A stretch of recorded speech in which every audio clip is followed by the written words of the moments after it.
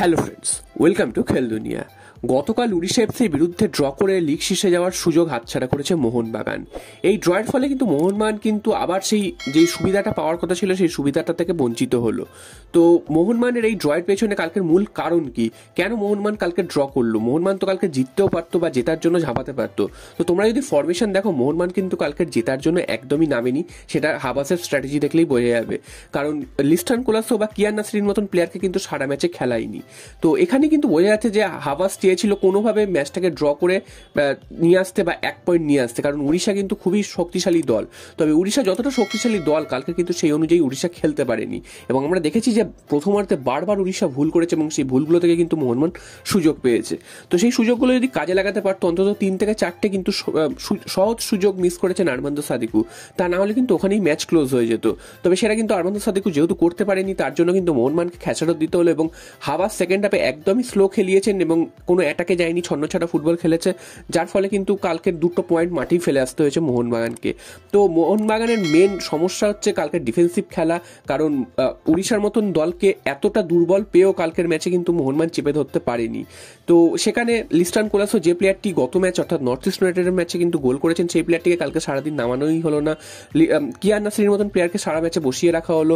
মনবীর সিং, যিনি বারবার আটকে যাচ্ছিলেন, তাকে কিন্তু রেখে দেওয়া হলো। এবং আরমান্দো সাদিকু, তাকে কিন্তু প্রায় 70-80 মিনিট অব্দি মাঠে রেখে দেওয়া হয়েছে। তো এইগুলো কিন্তু প্রশ্ন আসছে যে হাবাস কেন জেতার জন্য ঝাঁপালেন না ম্যাচটা।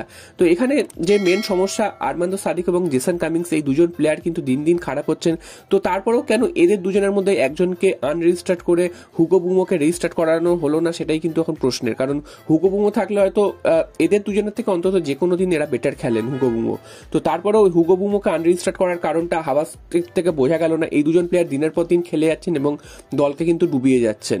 তো এরপর চলে আসি মোহনবাগানের কিন্তু কিয়ান নাসিরি, যাকে কিন্তু আগের দিনের ম্যাচেও খেলানো হয়নি। সেই প্লেয়ারটি কিন্তু আগামী মৌসুমে দল ছাড়তে পারেন বলেই কিন্তু একটা জল্পনা শুরু হয়েছে, কারণ Kiyan Nassiri proper game time পাচ্ছেন না।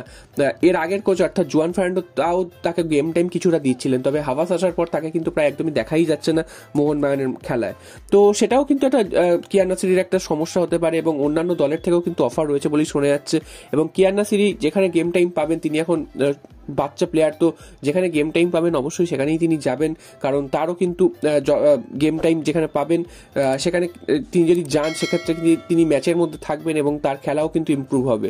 এবং কিয়ান নাসিরিকে আমরা দেখেছি যখনই তিনি মোহনবাগান জার্সি পরে নেমেছেন, তখনই কিন্তু আরমান্দো সাদিকু বা জেসন কামিংসের থেকে অন্তত বহুগুণ ভালো খেলেছেন। তো এইটা একটা কিন্তু ব্যাপার রয়েছে। এছাড়াও কিন্তু ইস্টবেঙ্গল কোচ কার্লোস কুয়াদ্রাত, তিনি কিন্তু আবার সেই রেফারিং নিয়ে কিন্তু প্রশ্ন তুললেন। প্রত্যেক ম্যাচে কিন্তু ইস্টবেঙ্গল ব্যর্থ হচ্ছে, তারপরেও কিন্তু কার্লোস কুয়াদ্রাত নিজের যে ভুল ত্রুটিগুলো সেগুলো সংশোধন না করে রেফারি নিয়ে তিনি বারবার মন্তব্য করছেন। এবং আগের ম্যাচেও দেখা গেছে রেফারির সুবিধার জন্য কিন্তু ইস্টবেঙ্গল বিরুদ্ধে জামশেদপুর পেনাল্টি পায়নি। রেফারি যদি সেটা দেখতেন, সেখানে কিন্তু জামশেদপুর পেনাল্টি পেয়ে যেত এবং সেখান থেকে কিন্তু জামশেদপুর এগিয়ে যেতে পারতো। তো তারপরেও রেফারির বিরুদ্ধে কিন্তু কার্লোস কুয়াদ্রাত বলে যাচ্ছেন এবং মোহনবাগান ম্যাচে তিনি পয়েন্ট নষ্ট করেছেন সেটা নিয়েও বলেছেন। তো তিনি কিন্তু নিজের দলের প্রতি ফোকাস না করে তিনি রেফারি নিয়ে ফোকাস করছেন এবং আইএসএল কমিটিকেও কিন্তু একহাত নিয়েছেন। তিনি জানিয়েছেন যে যেগুলো প্রেস কনফারেন্সে বলা হয় আইএসএল এর তরফ থেকে ওয়েবসাইটে কিন্তু সেগুলো কেটে কেটে কিন্তু প্রকাশ করা হয়। তো এতদিন ধরে তার বিরুদ্ধে কোনো ব্যবস্থা নেওয়া হয়নি, এফএফ এর তরফ থেকে নেওয়া হয়নি বা আইএসএল কমিটির তরফ থেকেও নেওয়া হয়নি। এবার হয়তো তার বিরুদ্ধে ব্যবস্থা নেওয়া হবে, কারণ তিনি প্রত্যেকটা ম্যাচ কিন্তু বাজে খেলাচ্ছেন এবং তার ফলে কিন্তু ইস্টবেঙ্গল দল হারছে এবং সেটা কিন্তু রেফারির ঘাড়ে তিনি দোষ চাপাচ্ছেন। এইভাবে কিন্তু চলতে পারে না। তো দেখা যাক, অন্যান্য দলের কোচরা কিন্তু এত কিন্তু অভিযোগ করে না, তাদেরও অভিযোগ আছে, তো এত অভিযোগ করে না। তো আইএসএল কমিটি বা এএফএফ কোনো ডিসিশন নেয় কিনা সেটার দিকেই কিন্তু তাকিয়ে রয়েছে ফুটবল মহল।